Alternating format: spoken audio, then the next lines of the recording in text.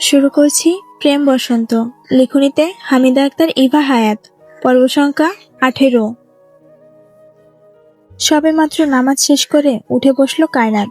ভোরের আলো ফোটেনি এখনো, চারপাশটা এখনো আঁধারে ঢাকা। বিছানায় এসে বসতে দরজায় খটখট শব্দ বাজল। কায়নাত কপাল কুঁচকে সেদিকে তাকিয়ে ভাবল, এই সময়ে তো এই বাড়ির কেউ ঘুম থেকে ওঠে না। নামাজ কালামের নামও এরা মুখে নেয় না, তাহলে কে এলো? শুকনো ঢোক গিলল সে। কাল রাতের ঘটনা মাথায় চাড়া দিতেই বুক কাঁপল খানিক। ধীর পায়ে দরজার নিকট এগিয়ে দরজা খুলে দিল। আশ্চর্য নয়নে সামনে তাকাতেই চোখ বড় বড় হয়ে গেল। সামনেই দাঁড়িয়ে আছে অর্ণ। এটা সত্যি নাকি স্বপ্ন? কায়নাত কাঁপা কণ্ঠে বলে ওঠে, আপনি? হ্যাঁ, অর্ণ সামনেই দাঁড়িয়ে আছে। গায়ে সাধারণ জামা কাপড় জড়ানো, দৃষ্টি রহস্যময় অদ্ভুত। কায়নাত ঘাড় উঁচু করে সামনে তাকিয়ে রইল। অর্ণ কায়নাতের পাশ কেটে ভেতরে ঢুকে বিছানায় গিয়ে পা উঠিয়ে বসল। ডান হাত দিয়ে মাথার চুলগুলো পেছনে ঠেলে দিয়ে বলল, কাল দুপুর থেকে কিছু খায়নি, বাড়িতে খাবার আছে? অর্ণের সহজ সরল স্বীকারোক্তি। কায়নাত এখনো অবাক চোখে তাকিয়ে আছে। অর্ণ বাংলাদেশে কি করে এলো? সে না দুদিন আগেই বিলেতে গেল। তাহলে? কায়নাত মনে মনে দোয়া দরুদ পড়ে মিনমিন কণ্ঠে বলল, আপনি কে? অর্ণ অদ্ভুত চোখে কায়নাতকে পর্যবেক্ষণ করে বলল, তুমি কে? আপনি কে? অর্ণ বিরক্তি হলো। দাঁত কটমট করে বলল, আপনার বিয়ে করে স্বামী বলছি। দুদিনের স্মৃতিশক্তি হারিয়ে গেছে? তার মানে আপনি সত্যি এসেছেন? কায়নাত তাড়াতাড়ি এগিয়ে এলো অর্ণের নিকট। অর্ণের হাতে চিমটি কাটতে অর্ণ দাঁত চাপলো। ইডিয়েট, কি সমস্যা? কায়নাত ওড়নার কোনা মুখে চেপে বলল, আপনি না বিদেশে চলে গিয়েছিলেন, আবার ফিরলেন কবে? এত কিছু জেনে তোমার কাজ কি? শুনতে পাওনি আমার ক্ষুধা লেগেছে? কায়নাত অর্ণের মুখের দিকে তাকালো। সত্যি লোকটার মুখখানা শুকিয়ে আছে। সে মাথা নেড়ে ঘর থেকে বের হলো। রান্নাঘরে গিয়ে দেখলো কোনো খাবারই নেই। নুডলস আছে শুধু, তাও আবার ডিম নেই। সে ডিম ছাড়াই নুডলস বানিয়ে নিয়ে এলো ঘরে। অর্ণের সামনে বাটি রেখেই বাইরে গিয়ে আবার পানির বোতল নিয়ে দিয়ে এলো। অর্ণ কোনো কথা বলল না। ডিম ছাড়া নুডলসই দিব্যি খেয়ে যাচ্ছে। কায়নাত বিছানায় এক কোনায় বসে চুপচাপ শান্ত চোখে নিজের স্বামীর বদন পানে তাকিয়ে আছে। এই গম্ভীর লোকের মায়ায় কি করে আটকে গেল সে? লোকটা তো তাকে ভালোবাসে না, আর না একটু ভালো ব্যবহার করে। তবুও কেন এত মায়া, এত টান? অর্ণ খাওয়া শেষ করে পানি খেলো। তেলে মাখা ঠোঁট কায়নাতের ওড়না টেনে নিয়ে মুছল।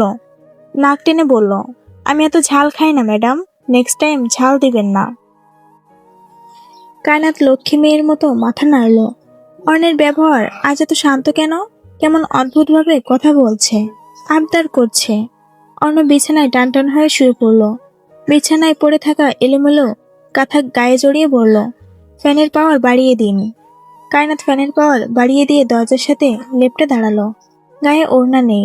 অর্ণ মুখ মুছে হাতের পাশেই রেখে দিয়েছে। খানিকক্ষণ পরে আলো ফুটতে শুরু করেছে।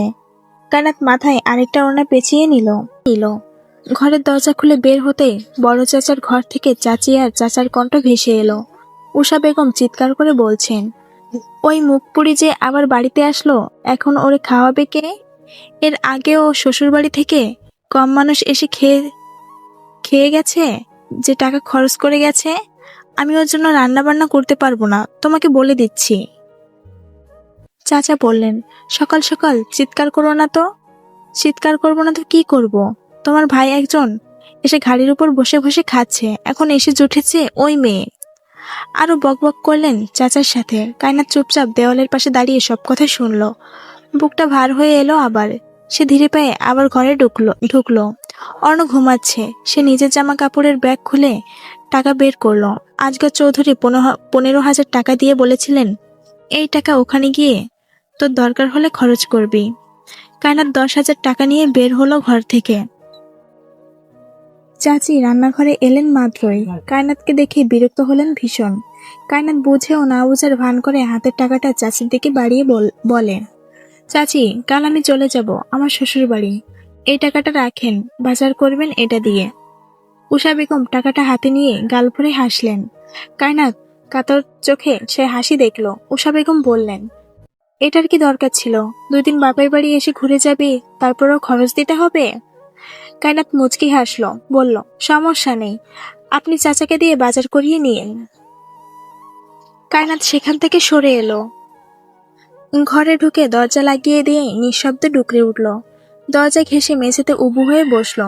মুখখানা হাতের মুঠোয় আবদ্ধ, চোখ বেয়ে ঝরঝর করে পানি ঝরছে। পর বোধহয় একেই বলে, চৌধুরী বাড়ির কারোর সঙ্গে তার রক্তের সম্পর্ক নেই, তবুও সবাই যথেষ্ট পরিমাণ ভালোবাসে তাকে। অথচ এই বাড়ির মানুষ এক রাত খেতে না খেতেই খোঁটা দিচ্ছে। সে চোখ তুলে অন্যের দিকে তাকালো, নিজেকে শান্ত করে চোখ মুছল। আজ এই বাড়ি থাকা কি ঠিক হবে, নাকি চলে যাওয়া উচিত? সে শুধু বাবার সাথে দেখা করতে এসেছিল, ভেবেছিল এই সুযোগে 2 দিন এ বাড়ি থেকে যাবে। সকাল 8টার দিকে অর্ণ ঘুম থেকে উঠল। চোখ মেলে তাকিয়ে দেখে ঘরের আলোয় আলোকিত হয়ে আছে। জানালাগুলো খুলে দিয়েছে কায়নাত। অর্ণ বিছানা থেকে নেমে ওয়াশরুমে গিয়ে একদম ফ্রেশ হয়ে বের হলো। ফোনে টাইম দেখে ঘর থেকে বের হলো। বাড়ির আঙিনায় জামাই বসে আছেন চাচা এবং সোহেল মির্জা। অর্ণকে চাচা দেখে আশ্চর্য হলেন। হতভম্ব হয়ে দাঁড়ালেন তিনি। আরে জামাই, তুমি এই বাড়ি কখন আসছো বাবা? সোহেল মির্জা কপাল কুঁচকে অর্ণের দিকে তাকালেন। তিনি চিনতে পারছেন না ছেলেটা কে। অর্ণ গম্ভীর কণ্ঠে বলল, ভোরে এসেছি। কায়নাত আমাদের জানালো না কেন? বসো বাবা, বসো। সোহেল মির্জার দিকে তাকিয়ে তিনি বললেন, ও হলো তোমার মেয়ের জামাই, আজগর চৌধুরীর নাতি অর্ণ। সোহেল মির্জা তাড়াতাড়ি উঠে দাঁড়ালেন, অবাক কণ্ঠে বললেন, কায়নাত যে বলল জামাই বিদেশে চলে গেছে। অর্ণ সোহেল মির্জার বদন পানে কপাল কুঁচকে তাকে কিছু না বলে হনহন করে বেরিয়ে গেল বাড়ি থেকে। কায়নাতের চাচা কিছু বলতে গিয়েও বলতে পারল না। সোহেল মির্জা আশ্চর্য হয়ে বললেন, শ্বশুরকে সালাম দিল না ভাইজান? তুই সালামের যোগ্য না, তাই সালাম দেয়নি। কি বলতে চাইছ? তোর কাজকর্মের ব্যাপারে কি তারা কিছুই জানে না? এত কিছুর পরও তোকে সম্মান করা যায়? সোহেল মির্জা কোনো কথা বলতে পারলেন না। জামাইকে দিয়ে তার কাজ কি? তার তো কায়নাতকে লাগবে, যেখানে সে টাকা পাবে। তার টাকা চাই, সম্মান নয়। কায়নাত চাচির সাথে হালকা কাজ করে দিয়ে ঘরে ফিরে এসে দেখলো ঘর ফাঁকা। বিছানায় কাঁথা ভাঁজ করে সুন্দর করে রেখে দিয়েছে অর্ণ। পুরো ঘরে কোথাও সে নেই। কায়নাত ছুটে বাইরে বেরিয়ে এলো, দেখলো উঠোনে বাবা চাচা বসে আছে। সে বলল, চাচা, আপনি ওনাকে দেখেছেন? চাচা বোধহয় বুঝলেন কার কথা বলছে কায়নাত। তিনি মাথা নাড়িয়ে বললেন, জামাই তো একটু আগেই বাড়ি থেকে বের হয়ে গেল। তুই আগে কেন বললি না জামাই এসেছে? কায়নাত শ্বাস ফেলল। অর্ণ কি বলতে কিছু না বলেই চলে গেল। এত সকালে কোথায় গেল লোকটা? সে শুকনো গলায় বলে, উনি ভোরে এসেছেন চাচা, এত সকালে আপনাদের ডাকলে খারাপ দেখাতো। আচ্ছা, আমি তাহলে বাজারে যাই, জামাইকে তো ভালো মন্দ কিছু খাওয়াতে হবে। কায়নাত এবার সোহেল মির্জার বদন পানে তাকিয়ে বলল, আপনি একটু দাঁড়ান, আমি টাকা এনে দিচ্ছি। চাচা হাসলেন, দীর্ঘশ্বাস ফেলে বললেন, সকালে যা দিয়েছিস সেখান থেকেই খরচ করব, আর দিতে হবে না। চাচা বের হলেন বাড়ি থেকে। কায়নাত পিছু ঘুরে বাড়ির ভেতর যাওয়ার আগে সোহেল মির্জা বললেন, শোন কায়নাত। কায়নাত বাবার দিকে তাকালো। সোহেল মির্জা মুচকি হেসে বললেন, আমার পাশে এসে বস। কায়নাত বসলো। সোহেল মির্জা বললেন, তো চাচাকে টাকা দিয়েছিস কেন? আমি এখানে থাকছি, তার খরচ দিব না? আচ্ছা, একটা কথা বললে খারাপ মনে করবি মা? খারাপ মনে করবো কেন, বলো তুমি। আসলে আমি যেখানে থাকি সেখানে আমার কাজ চলে গেছে, হাত একদম ফাঁকা। নতুন কাজ খুঁজতেছি, কয়দিন লাগবে তারও ঠিক নেই। কি করে যে দিন পার করব তুই বুঝতে পারছিস না? সোহেল মির্জার কণ্ঠ হতাশাজনক হলেও তার লোভী দৃষ্টি কায়নাতের অলংকারের দিকে। কায়নাত ঠিক বুঝলো তার বাবা কি বলতে চাইছে। সে কি করবে বুঝতে পারল না। 5,000 টাকা আছে তার, আর দিয়ে দিবে বাবাকে। সত্যি তো তিনি দিন পার করবেন কি করে? কায়নাত নিঃশব্দে উঠে গেল। ঘরে গিয়ে বাকি টাকা এনে বাবার হাতে দিয়ে বলল, আমার কাছে আর টাকা নেই, তুমি এই টাকাটা রাখো। সোহেল মির্জা মুখ কালো হলো। 5,000 টাকা দিয়ে কি হবে? তিনি কায়নাতের হাতের দিকে তাকিয়ে বললেন, 5,000 টাকায় কি হয় মা? এই টাকা দিয়ে কয়দিন চলবো আমি? তো শ্বশুরবাড়ির মানুষ নিশ্চয় অনেক বড় লোক, তাই না? তোর এই হাতের বালাটা। কায়নাত সোহেল মির্জাকে থামিয়ে দিল, শক্ত কণ্ঠে বলল, এটা আমার শ্বশুরবাড়ি থেকে আমার দাদি শাশুড়ি দিয়েছেন। তুমি কোন সাহসে এসবে নজর দিচ্ছ? আমার কাছে যা ছিল সবই তো দিয়ে দিয়েছি। বাড়ির ভেতর থেকে তখন বেরিয়ে এলো তুহিন। কায়নাতের কণ্ঠস্বর শুনতে পেয়ে সে বের হয়েছে, আর চোখে ওর দিকে তাকিয়ে সোহেল মির্জাকে বলল, চাচা যা দিয়েছে তাতেই খুশি থাকো, আর শুভু তুই ভেতরে যা। কায়নাত চুপচাপ ভেতরে চলে গেল। সোহেল মির্জা ভেতরে ভেতরে রেগে বের হলেন বাড়ি থেকে। তুহিন পিছু ঘুরে কায়নাতের মায়ের ঘরের দিকে তাকালো। কিছু একটা ভাবতে ঠোঁটের কোণায় কেমন বিশ্রী হাসির দেখা মিলল, নোংরা একটা হাসি। চৌধুরী বাড়ি আজ থেকে আত্মীয় আসতে শুরু করেছে। বাড়ি ভর্তি না হলেও বেশ অনেক আত্মীয় চলে এসেছে এর মধ্যেই। দুপুরে খাবারের বিশাল আয়োজন চলছে বাড়িতে। আজগর চৌধুরীর বড় বোন রেহেলা বানু ক্ষিপ্ত হয়ে বসে আছেন আজগর চৌধুরীর ঘরে। বয়স্ক মহিলা তিনি, গায়ের চামড়া ঝুলে গিয়েছে। বর্তমানে চৌধুরী বাড়ির একমাত্র বউ কায়নাত, এবং সে এই মুহূর্তে উপস্থিত নেই। তিনি ক্ষিপ্ততা প্রকাশ করে বললেন, মায়ের কি জ্ঞান বুদ্ধি নাই? বাড়ির বউ হইয়া এই সময়ে কেন বাপের বাড়ি গেছে? কেন তোরা যাইতে দিছিস ওরে? আতিয়া বেগম শান্ত কণ্ঠে বললেন, আপা, মেয়েটা অনেকদিন ধরে ও বাড়ি যায় না, আর ওর বাবাও এই মুহূর্তে বাড়িতে উপস্থিত আছেন, তাই দেখা করতে গেছে। দেখা করতে গেছে ভালো, তাই বলে এতদিন থাকা লাগবে কেন? জানে না বাড়িতে মানুষ আইব এখন? আমার কথা বাদ দিলাম, বাকি মানুষ আরো কত আত্মীয় আইব তার ঠিক নাই। আতিয়া বেগম হঠাৎ রেগে উঠলেন, বললেন, ওকে সবার সামনে উপস্থিত করতে হবে কেন? বিয়ের আগে এলে সবাই এমনিতেই দেখতে পাবে। তার থেকে বড় কথা, আমার বাড়ির বউ আমি বুঝে নিব সবকিছু। রাহেলা বানু অপমানিত বোধ করলেন। তিনি নিজেও রেগে গেলেন এই পর্যায়ে। কি বালের মাইয়া বউ কইরা ঘরে আনছো? হ্যাঁ, ওই মাইয়ার লাগা তুমি আমার লাগে গলা উঁচায়া কথা কও? দেখুন আপা, আপনি শুধু শুধু কথা বাড়াচ্ছেন। আমার নাতির বউকে নিয়ে আর একটা বাজে কথা বলবেন না। সে আমার ঘরের সম্মান, তাই সেই সম্মানকে নষ্ট করার কথা ভাবলে আমি চুপ করে থাকবো না। সেই সময় আজগর চৌধুরী ঘরে ঢুকলেন। বউ আর বোনকে কথা কাটাকাটি করতে দেখে তিনি বললেন, তোমরা ঝগড়া করছো কেন? রাহেলা বানু রাগে গজগজ করে বললেন, তোর নাতির বউ কই? ওই মাইয়া কেন এই সময়ে বাড়ির বাইরে থাকবো? ক আমারে। আমি এই কথা তোর বউরে কইছি, দেখা ও আমায় উপর চিৎকার করে। তুমি বা কেন এই সাধারণ ব্যাপার নিয়ে ঝামেলা করছো? কায়নাতকে আমি ওর বাপের বাড়ি পাঠিয়েছি, তাতে সমস্যা কোথায়? কেন পাঠাবি? বাড়ির বউ এই সময়ে বাড়িতে থাকবো, তা না কইরা ঢেউ ঢেউ কইরা বেড়াই কেন? আজগর চৌধুরীর কণ্ঠ শান্ত করে বললেন, আপা, দয়া করে চিৎকার চেঁচামেচি বন্ধ করো। বাড়িতে অনেক মানুষ, তারা কি মনে করবে?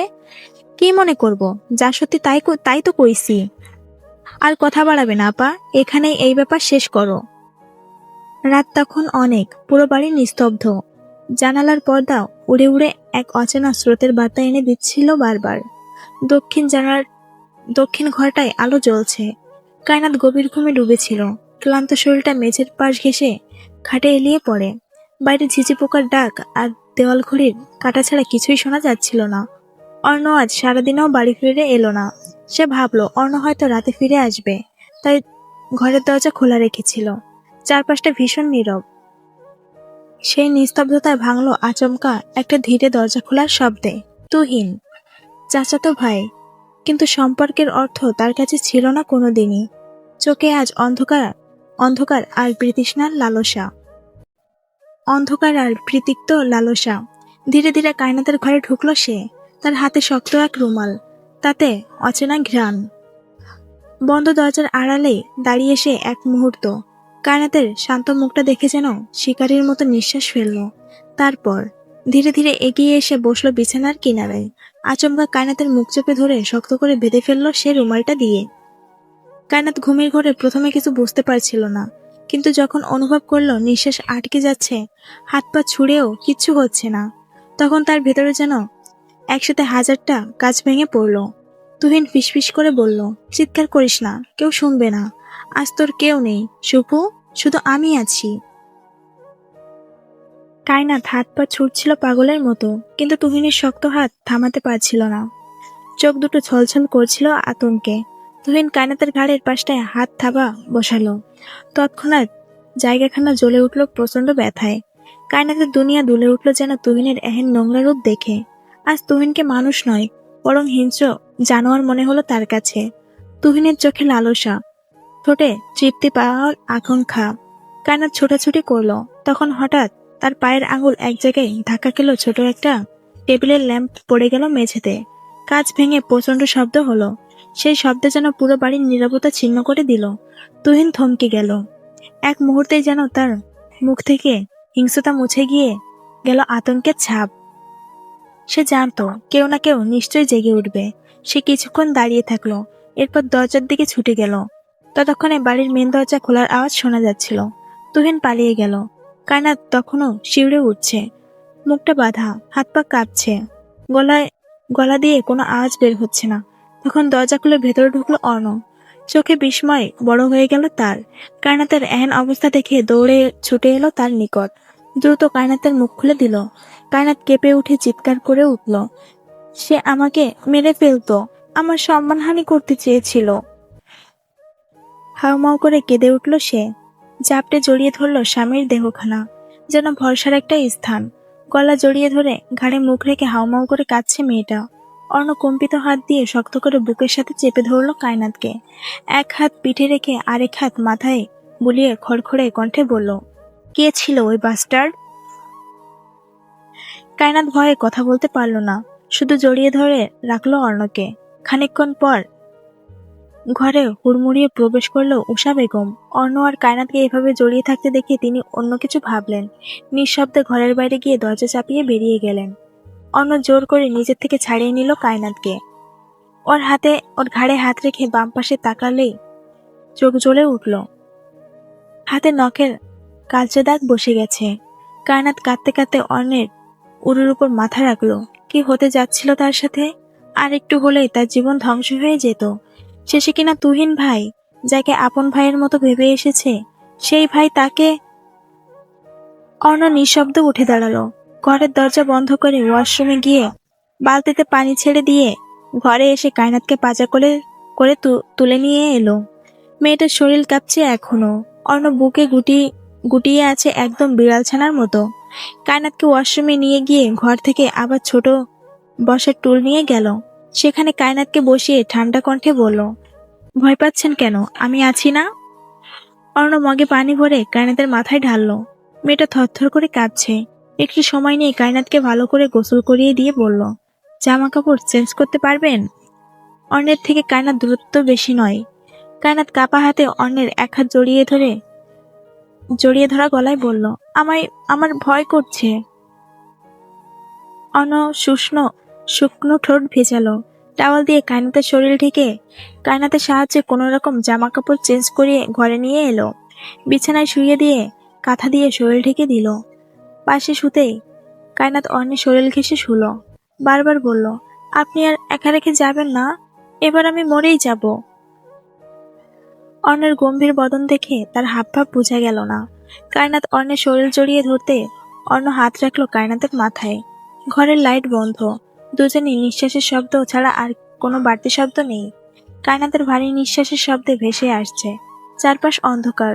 অর্ণ কানে শুধু একটা বাক্যর প্রতিধ্বনি হচ্ছে, তুহিন ভাই। রাত কেটে যায় নিঃশব্দে। চাঁদ সরে যায় পশ্চিমে। মির্জা বাড়ির উঠোনে তখনও অন্ধকার জমে আছে। পুরো বাড়ি নিথর ঘুমন্ত। কেউ জানে না তাদের উঠোনে মৃত্যু এসে শুয়ে পড়েছে। ভোর ঠিক 4:38। মসজিদ থেকে আজানের সুর ভেসে আসতেছে বাতাসে। সেই সুরেই হঠাৎ এক নীরব কণ্ঠের আতঙ্ক ভরা চিৎকার ছড়িয়ে পড়ে উঠোন জুড়ে। আল্লাহ রে, উঠানে এটা কি? ছুটে আসে বাড়ির সবাই। প্রথমে চাচা লুঙ্গি পরে, চোখে ঘুম নিয়ে, তারপর একে একে সবাই। তারপর চারপাশ থমকে যায়। তুহিন, কিন্তু সে মানুষ নেই আর। সে এখন এক নিস্তব্ধ সব। উলঙ্গ দেহ, কাদায় গড়াগড়ি খাওয়া, দুই চোখ উপড়ে ফেলা, রক্তে গর্তে জমে আছে চোখের খোঁচায় দুটোতে। তার দুহাত আর বুকের উপর চেপে বসে আছে বিরাট এক কালো পাথর, যেটা যেন মৃতদেহকে ধ্বংস করে চিরতরে মাটির সঙ্গে মিশিয়ে দিতে চায়। পেটের নাড়িভুড়ি একসঙ্গে বের করা, দেখে মনে হচ্ছে কোনো হিংস্র প্রাণীর কলিজা খুবলে খেয়েছে। তার গলা ফাটা, যেন শেষ মুহূর্তে সে চিৎকার করছিল, কিন্তু কেউ শোনেনি। শুধু একটা শব্দ লেখা রয়ে গেছে মাটিতে, লালচে কিছু দিয়ে আঁকা। পাপের বিচার আল্লাহ নিজেই করেন। তুহিনের মা অজ্ঞান হয়ে পড়ে যায়। তার বাবা দৌড়ে আসে, মুখ চেপে ধরে ছেলেকে তুলে নিতে চায়, কিন্তু পুলিশ তখনও আসেনি। কেউ সাহস করে কাছে যেতে পারছে না। কারো মুখে কথা নেই। একটা কাক ডেকে ওঠে পাশের তালগাছের মাথায়, যেন সে ফিসফিস করে সবাইকে জানান দিচ্ছে, বাপ বাপকেও ছাড়ে না। ভোর সকালে মির্জাবাড়ির আঙিনায় জড়ো হয়েছে গ্রামবাসী। তালগাছের ওপর থেকে সমান তালে শব্দ করে যাচ্ছে কাকগুলো। উঠোন জুড়ে মানুষ গিজগিজ করছে। কায়নাত মায়ের ঘরের বিছানায় বসে আছে আজগর চৌধুরীর পাশে। চৌধুরী বাড়ি থেকে হাসান, নাজনীন ও আজগর চৌধুরী এসেছেন। খবরখানা পুরো 10 গ্রামে ছড়িয়ে পড়েছে ইতিমধ্যে। আজগর চৌধুরী তুহিনের মৃত্যু সংবাদ থেকে বেশি অবাক হয়েছেন অর্ণকে মির্জাবাড়ি দেখে। অর্ণ এই মুহূর্তে কায়নাতের ঠিক পেছনের খাটের সাথে হেলান দিয়ে বসে আছে। কাঠের 2 চেয়ারে হাসান ও নাজনীন। ঘর জুড়ে নীরবতা বিরাজমান। সেই কাক ভরে চাচির চিৎকার শুনে বাইরে যেতেই এমন একটা দৃশ্য দেখে অজ্ঞান হয়ে গিয়েছিল কায়নাত। প্রথমত কাল রাতে ওই ঘটনা, তারপর আবার মৃত লাশ। কায়নাতের শরীর দুর্বল, জ্বরে শরীর কাঁপছে, বুকের ভেতর এখনো ভয়। অর্ণ আর চোখে কায়নাতকে দেখে আজগর চৌধুরীকে উদ্দেশ্য করে শুধায়, আপনারা বের হন দাদা। বের হব আমরা একটু পর। নিঃশব্দে সবাই ঘরের বাইরে চলে যায়। অর্ণ কায়নাতের জামা কাপড়ের ব্যাগ থেকে বোরকা বের করে ওর গায়ে জড়িয়ে দেয়। হিজাব কোনোরকম বেঁধে সবকিছু ব্যাগের ভেতরে কায়নাতের হাত ধরে বের হয় ঘর থেকে। হাতের ব্যাগ হাসান ভাইয়ের হাতে দিয়ে দাঁড়ালো বাড়ির উঠানে। পুলিশ এসেছিল, লাশ নিয়ে গেছেন তারা। খোঁজ খবর নিয়ে জানা গেছে তুহিন বখাটেদের সাথে মিশে নেশাপানিতে মত্ত ছিল। খুন কি করে হয়েছে সেটা এখনো অজানা। উঠানে উষা বেগম গড়াগড়ি করে চিৎকার করে কাঁদছেন। এই সময় কায়নাতে চলে যাওয়া মোটেও শোভা পায় না, কিন্তু তারও মন মানসিকতা ভালো নয়। কি করেই বা থাকবে। ঢাকা থেকে সুরঞ্জনার পরিবার এসেছেন। আজগর চৌধুরী সবাইকে বলে বের হলেন বাড়ি থেকে। নাজনীন বড় একটা অটো ডাকলো। পেছনে অর্ণ বসে পাশে কায়নাতকে পাশে বসালো। সামনে হাসান আর দাদা, ড্রাইভারের সাথে নাজনীন। গাড়িতে আর কোনো কথা হলো না, কিংবা আজগর চৌধুরী কায়নাত বা অন্যকে কিছু জিজ্ঞাসা করলেন না। কায়নাতের অবস্থা থেকে বলার মতো কিছু মুখে আসছিল না। বলবেন কি করে? চৌধুরী বাড়ি ফিরতেই কায়নাতরা গাড়ি থেকে নেমে দাঁড়ালো। বাড়ির ভেতর থেকে অচেনা মানুষের কণ্ঠস্বর ভেসে আসছে। আজগর চৌধুরী গলা পরিষ্কার করে বললেন, অর্ণ, ভেতরে যাও, আমি কায়নাতকে নিয়ে আসছি। অর্ণ চোখ ছোট ছোট করে দাদার দিকে তাকালো। কায়নাতের এক হাত ধরে বলল, আপনি ভেতরে যান, আমি ওকে নিয়ে আসছি। আশ্চর্য হলেন আজগর চৌধুরী। হাসান ও নাজনীন ভেতরে চলে গেছে। আজগর চৌধুরী বললেন, যা বলেছি সেটা করো, ওর সাথে আমার কথা আছে। ওর সাথে আপনার আবার কিসের কথা? বেয়াদবি করছো কেন এখন? কায়নাতের হাঁটু ভেঙে আসছে বারে বারে, শরীর চলছে না, মুখে কথা নেই, চোখে স্থিরতা নেই। অন্য সময় নষ্ট না করে কায়নাতকে পাজা করলে তুলে নিল। সাথে সাথে হু হু করে ডুকরে উঠল মেয়েটা। বুকের ভেতরে কি যেন চাপ দিয়ে বসে আছে। কয়েক ঘন্টার মধ্যে কত কিছু হয়ে গেল। আজগর চৌধুরী বিস্ময়ে চোখ বড় করে ফেললেন। কায়নাত কাঁদছে কেন? আর অর্ণ এবার কায়নাতকে কোলে তুলে নিল কেন? অর্ণ সদর দরজা দিয়ে বাড়ির ভেতরে প্রবেশ করলো।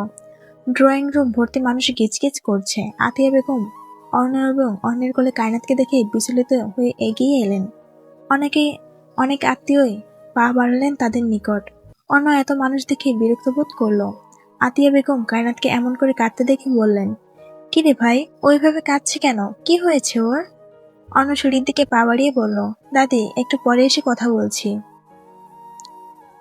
কায়নাতের ঘরে না গিয়ে নিজের ঘরে নিয়ে গেল সে। বিছানায় কায়নাতকে নামিয়ে দিয়ে ফ্যান ছেড়ে পাওয়ার কমিয়ে দিয়ে কায়নাতের কাছে এগিয়ে এলো।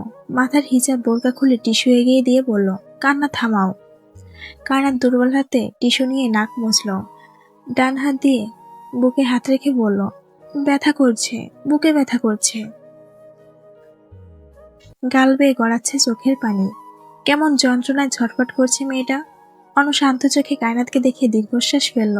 ওয়াশরুমে গিয়ে হাত মুখ ধুয়ে শুয়ে থাকো কিছুক্ষণ। কায়নাত ঘন ঘন মাথা নাড়িয়ে বলে, আমি ওনাকে ভাই মনে করতাম। এমন নোংরা কাজ উনি কি করে করতে পারলো? দরজায় খটখট শব্দ হলো। অর্ণ পিছু ঘুরে দরজার দিকে তাকিয়ে কায়নাতকে বলল, স্টপ ক্রাইং। অর্ণ দরজা খুলে দিতে রাহেলা বানুর সাথে দেখা হলো। মহিলা চোখ মুখ কঠিন করে হুড়মুড়িয়ে ঘরে প্রবেশ করলেন। কায়নাত চোখে পানি নিয়ে মাথা তুলে তাকালো রাহেলা বানুর দিকে। মহিলার চোখ মুখ ভীষণ কঠিন। এই মেয়ে আদব কায়দা নেই? মুরব্বীদের যে সালাম দিতে হয় জানো না? চমকে উঠল কায়নাত। নিজের উপস্থিতি বুঝতেই সে হিমশিম খাচ্ছিল। সেখানে অচেনা এক মহিলাকে ঘরে দেখে সে বিস্ময় চোখে অন্যের দিকে তাকালো। মহিলা ফের ধমকে বললেন, বাড়ির বউ হইয়া এই সময় বাপের বাড়ি গেছিলা কেন? জানো না শ্বশুর বাড়ির মানুষজন আইব? অনন্ত জল শক্ত করে রাহেলা বানুর সামনে এসে দাঁড়ালো। চোখ ছোট ছোট করে বলল, বড় দাদি, আপনি বোধহয় ভুলে যাচ্ছেন আপনি কার সাথে কথা বলছেন। রাহেলা বানু মোটেও বিব্রত হলেন না, উল্টো বললেন, তুই এত অগোছলা একটা পোলা হইয়া এই মাইয়ারে বিয়ে করতে গেলি কেন? অর্ণ, মায়ের অভাব ছিল? জি, ওর অভাব ছিল বলেই ওকে বিয়ে করেছি। আমার বউ কোথায় যাবে, কি করবে না করবে সব আমার ব্যাপার। আমি হাজবেন্ড হয়ে যদি ওকে পারমিশন দিই তাহলে আমাদের মাঝে কথা বলার আপনি কে? কোন সাহসেই বা আমার বউয়ের সাথে ঝাড়ি দিয়ে কথা বলছেন? আত্মীয়দের আমার বউকে নিয়ে কাজ কি? আর আপনি বা এত হাইপার হচ্ছেন কেন? অপমানে জল শক্ত হলো রাহেলা বানুর। তিনি দাঁত কটমট করে বললেন, 2 দিন বিয়া কইরা বউয়ের গোলাম হয়ে গেছো? বাড়ির নিয়ম কানুন সম্পর্কে কোনো ধারণা আছে তোর? কিসের নিয়ম? অর্ণ থামলো, বুক টান টান করে সোজা হয়ে দাঁড়িয়ে বুকে 2 হাত ভাঁজ করে বলল, বেশ, আমিও দেখি আমার বউকে এই ঘর থেকে কে বের করে। নিয়ম কানুন শেখাচ্ছেন আমাকে? ঠিক আছে, পালন করুন এখন আপনার নিয়ম। অর্ণ, তুই আমারে অপমান করতাছস, গলা উঁচু কইরা। আমি মোটেও গলা তুলে কথা বলছি না বড় দাদি। রাগে শরীর কাঁপছে রাহেলা বানুর। তিনি আর চোখে কায়নাতকে দেখে ফোঁস করতে করতে ঘর থেকে বেরিয়ে গেলেন। অর্ণ ঘরের দরজা লাগিয়ে বিছানায় এসে বসল। গায়ের ঘামে ভেজা শার্ট খুলে বিছানায় শুয়ে পড়ল চোখ বন্ধ করে। কায়নাত অর্ণর দিকে চেয়ে হেঁচকি তুলল, শুকনো ঢোক গিলে বলল, উনি কে ছিল? বেশ কিছুক্ষণ পার হওয়ার পরও অর্ণ উত্তর করল না। কিছুক্ষণ পর চোখের পাতা খুলে কায়নাতের চোখে চোখ রেখে বলল, দাদার বড় বোন উনি, ওনার আশেপাশে কখনো যাবে না তুমি, মনে থাকবে? কায়নাত মাথা নাড়ায়। তাহলে উনি এত চিৎকার করছিলেন কেন আমার উপর? এত কিছুর দিকে তোমার নজর দিতে হবে না, ঘুমাও এখন, বলে অর্ণ ভালো করে শুলো বিছানায়। বালিশে মাথা দিয়ে চোখ বন্ধ করলো। কায়নাত বিছানা থেকে নেমে ফ্যানের পাওয়ার বাড়িয়ে দিয়ে আবার বিছানায় এসে অর্ণের পাশে শুয়ে পড়ল, দুজনের গায়ে পাতলা কাঁথা দিয়ে। জোহরের আজান দিচ্ছে। কায়নাতের গায়ে একটুও শক্তি নেই। তার আজ নামাজ কাজা করতেই হলো। বাড়ির কেউ আর তাদের ডাকতে এলো না। গধূলি বিকালে যেন এক নিঃশব্দ কবিতা। আকাশের বুকে রঙে হালকা তুলির টান। সূর্যটা ধীরে ধীরে পশ্চিমে ঝুঁকে পড়েছে। চারপাশে এক ধরনের অদ্ভুত নীরবতা নেমে এসেছে, যেন প্রকৃতি নিজেই থমকে গেছে এই ক্ষণিক জাদুর মায়াজালে। আকাশটা তখন আগুনের মতো কমলা হলুদ আর হালকা বেগুনি রঙের মিশ্রণে এক অপার্থিব সৌন্দর্য তৈরি করেছে। পাখিরা একে একে ফিরছে নীড়ে, ডানার শব্দ ছুঁয়ে যাচ্ছে মন। গাছের পাতার ফাঁকে ফাঁকে ঢুকে পড়ছে শেষ রশ্মির আলতো আলোয়, আর চারপাশে ছড়িয়ে পড়ছে এক মায়াবী আবেশ। হাওয়াটা একটু ঠান্ডা, অথচ মৃদু গরমের ছোঁয়া নিয়ে আসে দিনের ক্লান্তি। কোথাও দূরে ভেসে আসছে কারো বাঁশির সুর, হয়তো কোনো রাখালের কিংবা কোনো নিঃসঙ্গ আত্মার হাহাকার। এই সময়টাতে পৃথিবীর অন্যরকম লাগে। চেনা মানুষ অচেনা মনে হয়, অচেনা অনুভূতি গাধা হয় চেনা মনে। এই সময়ে হয়তো কারো মন হঠাৎ করে ডুব দেয় কোনো পুরোনো স্মৃতিতে, কিংবা কোনো না বলা কথার ভারে ভারক্রান্ত হয়ে ওঠে বুক। গোধূলি বিকেলে এ যেন এক অদ্ভুত আবেগ নাম। একটু ভালোবাসা, একটু বিরহ, একটু শান্তি, আর অনেকখানি না পাওয়ার আকুলতা। চৌধুরী বাড়ির বাগানে বসে আছেন অর্ণ কিছু আত্মীয়। কেউ সম্পর্কে ফুপি হন, কেউ চাচি কিংবা বোন। কায়নাতকে নিয়ে তাদের মধ্যে মিটিং চলছে। দুপুরবেলা যখন অর্ণ কায়নাতকে কোলে করে নিয়ে যাচ্ছিল, তখন অনেকেই ফিসফিস করেছে। আতিয়া বেগমের কথায় সবাই চুপ করে গিয়েছিল। আশেপাশে অনেক মানুষ থাকে যারা স্বামী স্ত্রীর ভালো সম্পর্ক দেখতে পারে না। কায়নাত অর্ণের ক্ষেত্রেও কিছুটা এমনই হয়েছে। বাড়ির ভেতরে রাতের কান্নার আওয়াজ, রান্নার কাজ চলছে।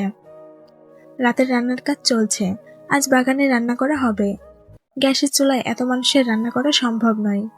আতিয়া বেগম রেখা বেগম সাথে রান্নার বিষয় নিয়ে কথা বলে থেকে বের হলেন বাগানের উদ্দেশ্যে। সদর দরজার বাইরে আজগর চৌধুরী এক আত্মীয়র সাথে দাঁড়িয়ে কথা বলছিলেন। আতিয়া বেগম আসতে আজগর চৌধুরী বললেন, বাবু তো চলে এসেছে, রান্নার কি খবর? আতিয়া বেগম মাথা নেড়ে বললেন, সব গুছিয়ে রাখা হয়েছে। তোমার সাথে আমার কথা আছে একটু, বলো গিন্নি। কায়নাত আর অর্ণকে নিয়ে তোমার বংশের মানুষের এত মাথা ব্যথা কেন? মেয়েটার চোখ মুখ দেখতে বুঝতে পারছে না ওর শরীর ভালো নেই? তোমার বোন অন্যের ঘরে গিয়ে চিৎকার চেঁচামেচি করেছে, তুমি জানো? আমি তো কিছুই জানি না। আপা আবার ওর ঘরে গিয়েছিল কেন? কেন আবার জানো না? আজকাল চৌধুরী ভীষণ বিরক্ত হলেন বোনের কাজে। রাহেলা বানু সবকিছুতেই এমন বাড়াবাড়ি করে থাকেন, তবে এখন যেটা করেছে সেটা একদমই বেমানান। দুজন কিছুক্ষণ কথা বলে নিজেদের কাজে ব্যস্ত হলেন। একটু পরে সন্ধ্যা আজান দিবে। ধরনের আলো প্রায় ডুবুডুবি ভাব। দুপুরের দিকে কায়নাত আর অর্ণের ঘুম ভেঙেছিল ক্লান্ত শরীর নিয়ে। বাইরের নিচ থেকে হইচই শুনে পিটপিট করে চোখ খুলল কায়নাত। অর্ণের শৈলের ঘ্রাণ নাকে লাগতেই ফট করে সামনে তাকালো। কায়নাতকে কোলবালিশের মতো পেঁচিয়ে ঘুমাচ্ছে অর্ণ। চোখের পাতা বন্ধ, ঘন চোখের পাপড়িগুলো স্থির হয়ে আছে। কায়নাত খানিকক্ষণ তাকিয়ে রইল সেদিকে। ছোট হাতের আঙুল দিয়ে অর্ণের নাক ছুঁয়ে বলল, এই নাক আমার, চোখও আমার, এই কালচে ঠোঁটও আমার, এই পুরো অর্ণ চৌধুরী আমার। ঠোঁট কামড়ে লাজুক হাসল সে। অর্ণের উন্মুক্ত বুকে মুখ লুকিয়ে বিড়বিড় করে বলল, আপনি পুরোটাই শুধু কায়নাতের। সন্ধ্যার আলোয় জানালার পর্দা ছুঁয়ে ঘরের দেওয়ালে নরম ছোঁয়া ফেলেছে। হালকা একটা বাতাস পর্দার কোণে খেলা করছে। অন্য একটা হাত কায়নাতের কোমর জড়িয়ে আছে, আরেকটা হাত মাথার নিচে রাখা। কায়নাত নড়তে গিয়েও থেমে গেল। অন্য যেন ওকে আরো শক্ত করে জড়িয়ে ধরল ঘুমের মধ্যেই। তার নিঃশ্বাস পড়ছে কায়নাতের ঘাড়ের পাশে, গভীর, ভারী, ধীর। কায়নাত এক চিলতে হাসি হাসল। এতটা শান্ত, এতটা নির্ভর মুহূর্তে, যেন এই পৃথিবী থেমে গেছে দুজনের জন্য। সে চুপচাপ শুয়ে রইল। এই জড়ানো, এই গাম্ভীর্য, এই নীরব ভালোবাসা সবই ছিল তার অর্ণ চৌধুরীর ভাষাহীন অভ্যাস। যেন কায়নাতের কানের কাছে ফিসফিস করে কথা না বলেও অর্ণ বলে দেয়, তুমি আমার, শুধু আমার।